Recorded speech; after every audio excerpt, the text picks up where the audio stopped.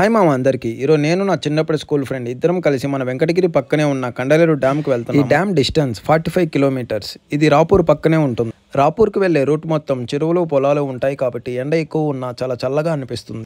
రాపూర్ నుంచి 10 kilometres travel చేశాక మనకి లెఫ్ట్ సైడ్లో కండలేరు జలాశయం అని ఉంటుంది. ఇక్కడ నుంచి లోపలికి మనం 5 కిలోమీటర్స్ ట్రావెల్ చేయాలి.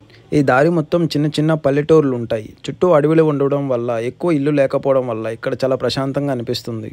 ఇక్కడ నుంచి కొంచెం ముందుకు వెళ్ళాక మాకు జింకల పార్క్ అనే బోర్డు కనిపించింది. చాలా ఎక్సైట్మెంట్తో లోపలికి వెళ్తే ఇక్కడ మాకు ఒక జింక మాత్రమే కనిపించింది.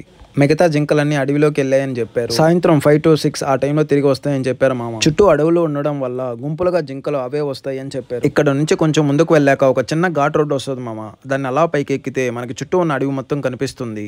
ఈ అడవి మధ్యలోనే ఉంది మామ కండలేరు డ్యామ్. డ్యామ్ అంటే చిన్నగా ఉంటుందేమో అనుకున్నాను మామ, కానీ ఇది సముద్రం అంత పెద్దగా ఉంది. ఇంకా ఈ డ్యామ్ దగ్గర కొంచెం టైం స్పెండ్ చేసి రిటర్న్ మన వెంకటగిరికి అయితే వచ్చేసాం. ఈ చిన్న ట్రిప్కి మాకైనా బడ్జెట్ 250 రూపీస్.